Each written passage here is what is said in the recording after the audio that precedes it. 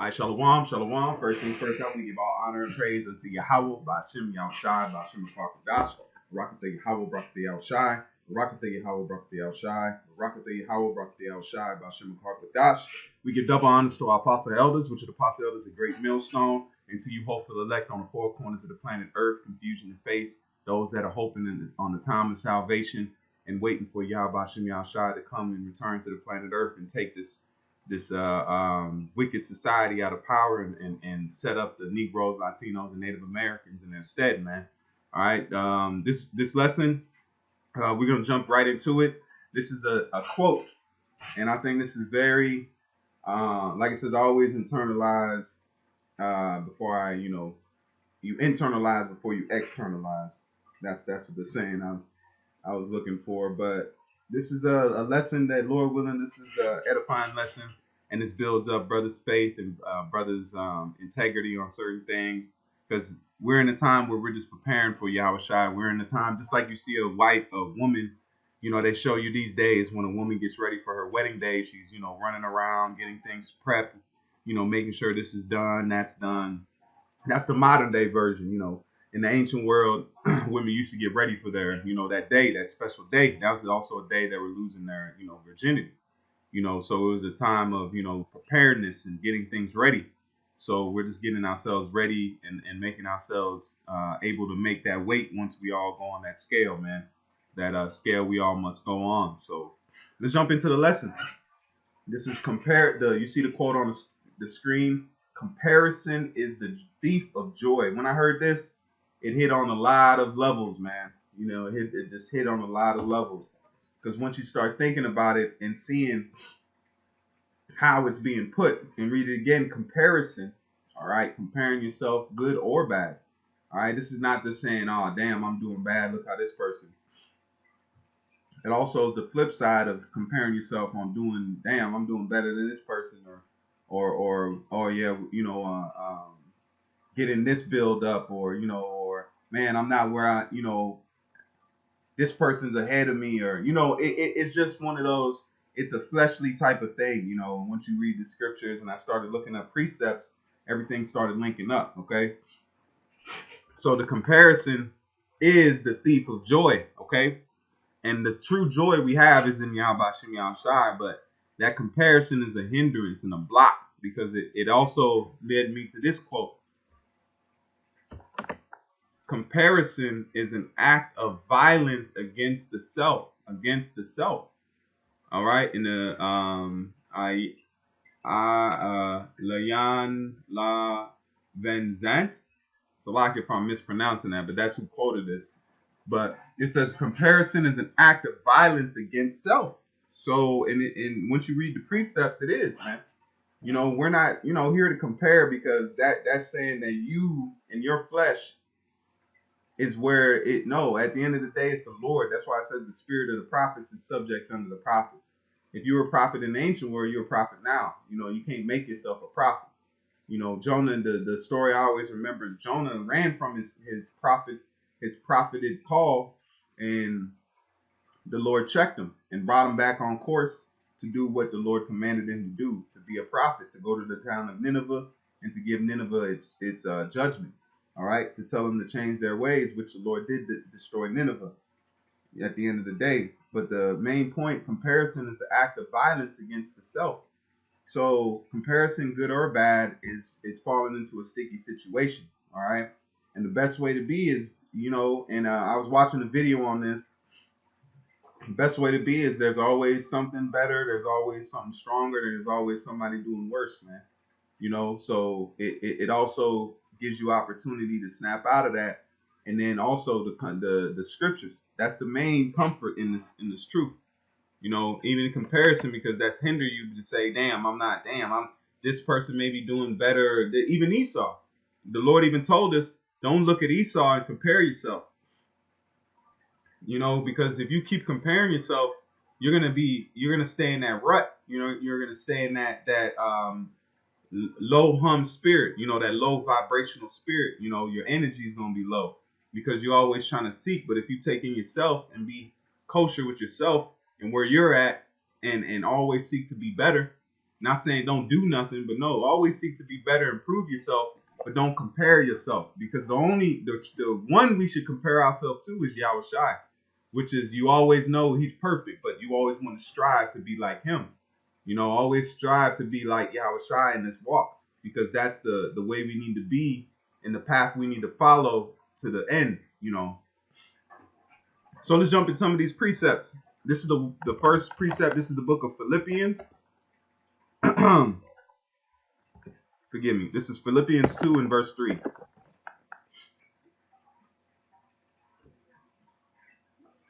And I hope, brothers, I'll take these precepts, and I started to get comfort from these, man. Because it's always, once you come in this truth, you always want to be, you want to try and strive to be the best as you can. Sometimes all of us are given in measure, and we need to take that measure. And I remember the apostles did a video on this about, I think it was Apostle Ramlab, where he said that, brothers need to let time take to get in the truth. You got to let time, and I understand that now, just looking back on that video and then gaining time. I know more now than I did when I watched that video. I've grown more since then, and I ain't, some of us have been in this truth a little bit. Some of us have been in this truth a long bit. But the main point is, we always are growing. It's like a tree. A tree always grows. Certain trees grow massively, over time, as long as they have a steady water supply, nutrients, they grow, man. So with us, we just grow. We're becoming a forest, the forest of Yasharahla, man. All right, we're becoming that sweet garden that the Lord is preparing, man, that he can go through and enjoy the fruits of it, and enjoy the smell and the scenery. That's all we're doing now, is we're setting the tone to glorify Yahweh, man. Just like his son glorified his father. He didn't come down here to do his own will. He did the will of the Father, man, to glorify him and to please him. And he did please his Father. That's why he's sitting at the right hand of Yahweh. That's why we say Yahweh B'Hashem Yahweh Shai, Yahweh Wa Yahweh Shai, because that he has earned that position. He just doesn't have it. He earned that position. He went through this flesh. He went through sin. He went through being ridiculed, being mocked at, being spit at, being held down. All these things he did to gain where he's at today. And he sacrificed that pride. That's the one thing between Jacob and Esau, okay? Jacob is being learned how to sacrifice that pride and put the pride to the side, where Esau can't do that. He can't sacrifice his pride. That's one of his main treasures, man. All right? So this is the book of Philippians 2 and verse 3. And it says, let's start at 2. This is Philippians 2 and verse 2. Fulfill me my joy. See? That ye be like-minded, having, let's go to 1. Let's get all that meat. This is Philippians 2 and 1. It says, if there be therefore any consolation in Mashiach. Now let's look up what that word is. So let's look up what the word consolation is.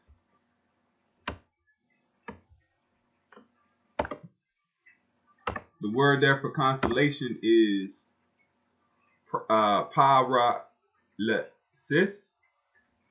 Sounds like paralysis. Strong's G 3874. Paraklesis. Paraklesis. The word there means a calling near, summon, importation, supplication, entreat, exhortation, admonition, encouragement. So this is an encouragement, a comfort, consolation, solace, that which affords comfort or refreshment. So if there's comfort and refreshment, let's read that with the definition now. Now we understand it. It says, if there be therefore any refreshment in Mashiach, if any comfort of love, if any fellowship of the Spirit, if any bowls of bowls of mercies, all right? Let's keep going down. Fulfill ye my joy, that ye be like-minded, having the same love, being of one accord, of one mind. That's why we have a camp. That's why the apostle says there's a company of prophets, in the same, because what Saul, when he spoke with the prophets, he started being in the same he started being like-minded with the prophets. That's why he was able to prophesy. Just like us, man. The Lord throw the spirit on you, man. You got to who can but prophesy? You know, some of the prophets said, man, they couldn't stop talking. I remember in the Apocrypha where I think it was Ezra, where he spoke for like 24 hours. He just kept going. Even the scribes had to stop, but the spirit was on him, man. So that's what you feel. That's what you feel when you come in this truth, man, and you're in like-minded with other brothers, man. That's why you have a conversation.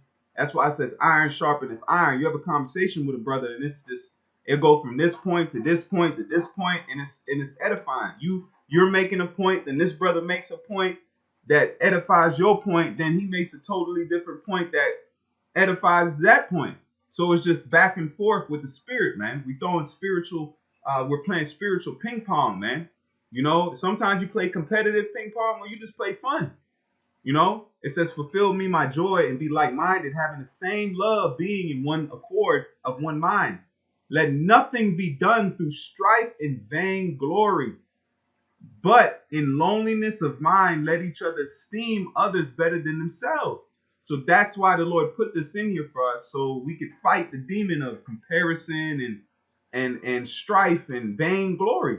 That's that, man. Yeah, I'm this, I'm that, or man, I'm not where I'm supposed to be. Of course, you always can improve, but if you get on that Eeyore spirit, will hinder you also. Okay. Because even if you say I'm not where I'm supposed to be, just jump on that saddle and ride that thing, man. You put forth effort and you get better and you pray. That's the main thing. You pray to the Lord that giveth freely, man. If you need it, and the Lord's going to put the spirit on you to pray to him to receive that, man. It says, let nothing be done through strife or vain glory, but loneliness of mind, let each other esteem others better than themselves. So always remember that, man. Esteem others more than yourself. That's why, hey, man, brothers are beautiful, man. You know, for the truth to be where it's at now, to stand against a fighting force such as Esau, man, it takes great courage. It takes great courage. That's why it says, blessed is the feet of them that preach good tidings, man. You're standing on the corner and telling a man that possesses neutron bombs, Moabs, jets, warthogs, tanks, mortars, sniper rifles, all types of weapons of death. But the Lord put a spirit on us. We don't care about that. We don't care about that because it says we ought to fear the Lord, the Most High, rather than men. We obey God rather than men. We obey Yahweh rather than men. Because at the end of the day, these are but men. The Lord's gonna come on the planet Earth and he's gonna take this man out, and he's gonna let him use all them weapons of war. Because everything that comes in the weapons of war comes from the earth. All of it. The iron, the metal that is made, the bullets, the gunpowder, all of it comes from planet Earth. Alright? That's why the fatness of the earth is in Esau's blessing, man. The earth literally is part of his blessing to receive the weaponry that he has, man. All right. It says, that's it on that. This is Psalm 73, and we'll start at verse 3. It says, for I was envious at the foolish. See, you know, man, you don't even want to compare yourself unto the wicked, man. Let them be. That everything they have is cankered. It's temporary. It's GMO. It's artificial. It's not real rulership, because nobody really respects this guy. They only attain to him because they got to, because he's got that sword, man. You know, he got that sword, but when you see it, you really like, man, damn. Once you break him down, you really don't want to really deal with the man. You know, the other nations, that's why it says the other nations have drank of that wine and are mad. They didn't say they were happy, they say they were mad, man. So this man is a GMO rulership. But the rulership of Yahushua, that's going to be a real right rulership, just like in the time of Solomon. When Solomon ruled, his rulership was established. All right, he was respected. That's why the Queen of Sheba came and seen him, because his name rang out, man. And this is a queen, so she ain't just hear it from some peasant. No, she heard it from other royals, man. Royals were talking of Solomon. Rulers were talking of Solomon. You know, it could have been whoever the Queen of Sheba was dealing with was like, man, you ain't heard of Solomon though. Man, that king of Jerusalem, you know, Yasha'Allah, man, them Israelites, you know, in Jerusalem, they're bad, man. Man, that king, he said, man, the king is glorious. That's why she said the tales, they didn't even do you justice. And it says, for I was envious at the foolish when I saw the prosperity of the wicked. They doing good, but don't. It's not comparison, man. We don't not compare ourselves to these heathens, man. We're not on the same solar system as these heathens, man. We're on a whole different playing field. The Lord let them up as a beaten stick, and to fulfill His words that was written in the Scripture. He don't love these other nations, man. That's why the Lord destroyed the planet Earth in the flood, because men were being wicked. So you too, you can't be mad, man. You can't be mad. Pardon me, because this man done clipped enough videos. He goes back and listens. You can't be mad, man. The Lord already flooded the earth because of the wickedness. Look at the wickedness these days, man. You think the Lord ain't going to come touch this place because of the things that is done? It's going to happen, man. Hey, delete what you want, but best believe this is going to come to pass, man. You can't delete the words of the Lord, man. You can't. Verse 4, for there are no bands in their death, but their strength is firm. And David was in there. They was like, damn, man, look at these people. They ruling, they ain't taking L's. What's going on? It says, for there are no bands in their death, but their strength is firm. But look what happened, though. Look what happened to David. David found out. You know, he said, oh, okay, this was going to happen to them.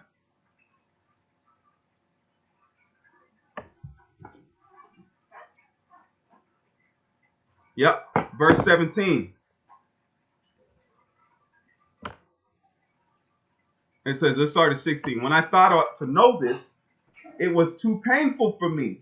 He's like, man, damn, these heathens winning. But then look, until I went into the sanctuary of Yahweh. What is the sanctuary of Yahweh? Is this true? Is the knowledge, wisdom, and understanding. That's why the Lord cast us out of the sanctuary. He took the knowledge from us. When he threw us out of the land, he also threw us out of the sanctuary, which is the truth, and knowing who we are, man. That's power. Knowing that we're Yasharallah, having that identity, that's power, man. That's why it says he's going to plead for his heritage. What is his heritage? You Negroes, Latinos, and Native Americans, man. All right? That's why it says, what is that? Is that Isaiah 17? Where it says, thou shalt discontinue from thy heritage that I gave thee, man. You know, and that's what you see now.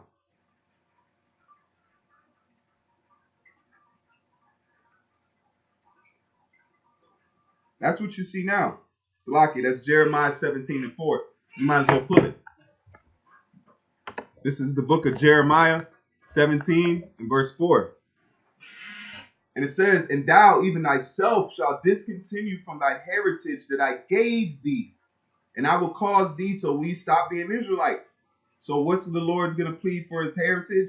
Is the Israelites, the Negroes, Latinos, and Native Americans that have been spread out through the four corners of the planet Earth. That's why he's going to come and take us.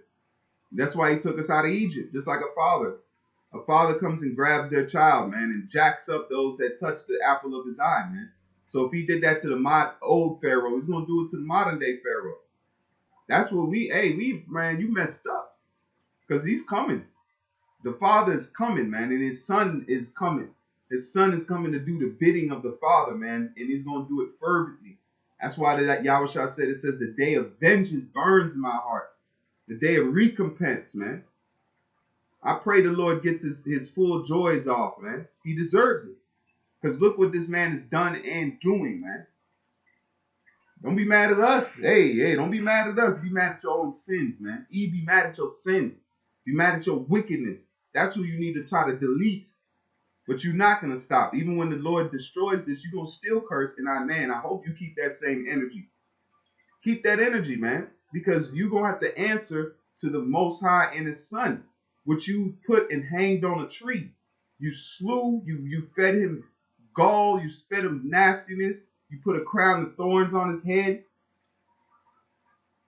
You know, you mocked him. You think you ain't got to pay? That's a heavy toll, man. You got to pay what you owe. Hey, that's a heavy toll. You got to pay what you owe. That's a bar. Yeah, I'm just kidding, Akif. And it says, and thou that even thyself shalt discontinue from thy heritage that I gave thee, and I will cause thee to serve thine enemies in land which thou knowest not. For it says, for ye have kindled a fire in my anger, which shall burn forever. So the Lord, hey, he set you up, E. He set you up. That's why when now the Lord is going to plead for his heritage's sake, he's going to plead for us, man. This is the book of Job 21 and verse 7.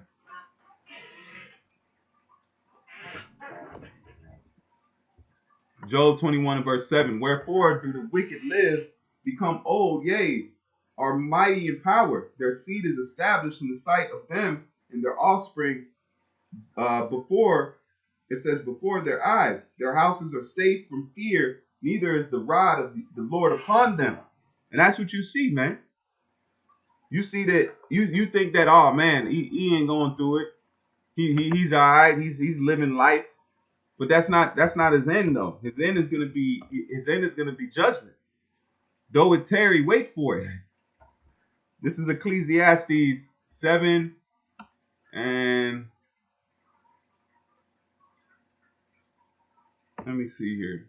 There's one precept I want to get. This Ecclesiastes 7 and 15. It says, in all things have I seen in the days of my vanity. There is a just man that perisheth in his righteousness, and there is a wicked man that prolongeth his life in wickedness. What's that scripture says? Though he multiplies for the sword. So even though they look like they doing good, man, but that's not for their benefit, man. You know, even if they live, he's giving them up rope because they're gonna live and commit more wickedness. Therefore, they got to pay for that. All right. Let's see here. I'm gonna get one more precept. I didn't want to make this too long. This is Psalms.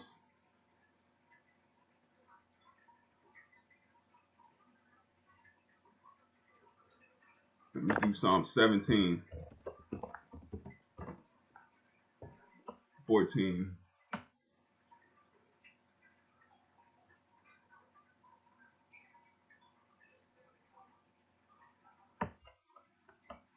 That one's good too. Let me see, Psalms 94 and 3.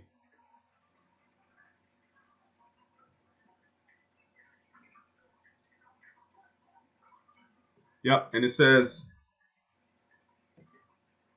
Lord, how long shall the wicked triumph? How long shall they utter and speak hard things, and all the workers of iniquity boast themselves? They break in pieces thy people, O Lord, and afflict thine heritage. See? They slay the widow and the stranger, and that's talking about Israelite foreigners, and murder the fatherless. So that's what you see them taking place. So the Lord's going to plead for that.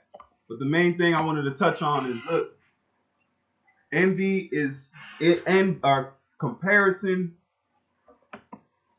Was it comparison thief's robbery? Comparison is a thief of joy, man. And the Lord has given us joy in his truth. And then what is his joy? What is the joy of the Lord, man? Let's get that, and then we're going to close on out. This is 1 Peter 4 and 8. This is 1 Peter 4 and 8.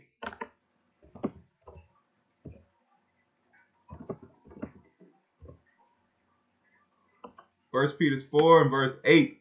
It says, and above all things, have fervent charity among yourselves, for charity shall cover a multitude of sins. Use hospitality one to another without grudgingly, as every man have received a gift, even so minister the same one to another as good stewards of the mindful grace of Yahweh. So it's not comparison, it's just loving each other, man. Love another man more than yourself. Who gives a damn how cool you are? And how cool is the next man? Let the next man be cool. Uplift that man, because that covers a multitude of sins, man. And we have our own multitude, man. None of us are righteous. None of us are spotless, man. Only thing that we're spotless is because Yahweh's blood is covering us, man. If it wasn't for his blood covering that mercy seat, man, we'd be done. We'd be over with. This is James 3 and 14. And it reads, but if ye have bitter envy and strife in your heart, glory not, and lie not against the truth. This wisdom descended from above, but is earthly, sensual, devilish. See? For where envy and strife is, there is confusion in every evil work. But the wisdom that is from above is first pure, then peaceable, gentle, and easy to be entreated, full of mercy and good fruits, without partiality and without hypocrisy. That's what we should be. If the truth really dwells within us, it's about what? Making sure others is good, man, and serving. The greater they are, the more that become a servant, man. Serve thy brother with all vigor. Not compare it. Not even comparison in this world, good, bad, against. No, it's the point of being like, look, the wicked is going to be judged. So we're not even compared to them because we're not in the same league. And then somebody that's doing better, hey, better, good luck to them. May the Lord bless and increase every movement in this truth or out in the world. You can't even look at stars and be like, damn, you riding Bentley, and it don't matter, man, because all those things are going to be burnt up. That's just a way for your flesh to be hindered, man. If you're thinking and dwelling on those things, because that's just a fleshly lust. All right? But we're going to get, man, we're going to be plugged. The Lord's going to take care of his elect, man, and take care of the whole tribe beyond measure, man. That's why it says our storehouse is going to overfull, man. So with that, Lord willing, this was edifying. And with that, I want to give all honor and praise unto Yahweh, Ba'ashem, Yahushai, Ba'ashem, Rakakadash. We say Barakatha Yahweh, Barakatha Yahushai, Barakatha Yahweh, Barakatha Yahushai, Barakatha Yahweh, Barakatha Yahushai, Ba'ashem, Rakakadash. And we one day closer to the end of this thing, man. You see the prophecies coming to pass. You see everything taking place that the Bible spoke of, man. That's why these times is for our faith to be increased, not dwindling. Our faith should be on the most top level it's ever been, man. Why do I say that? Because we're getting ready to taste of rest. We're getting ready to taste of green pastures, man. All right, and I ain't talking no movie. We're getting ready to taste that real green pasture, man. That real forever green pasture. We're not gonna have to go away or pack it up and retire, man. We're not gonna have to do that.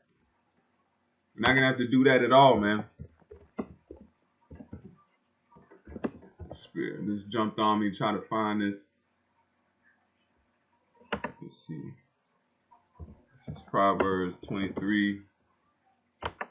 And that's the main point that this lesson I wanted to bring forth in this lesson, is just to say if no comparison, man, because if we be a part of that hopeful number, man, hey, glory and honors coming in a short moment, man. So let E be E, let him do what he's doing, because his triumphing is for a short time, man, a very, very short time, and that's it.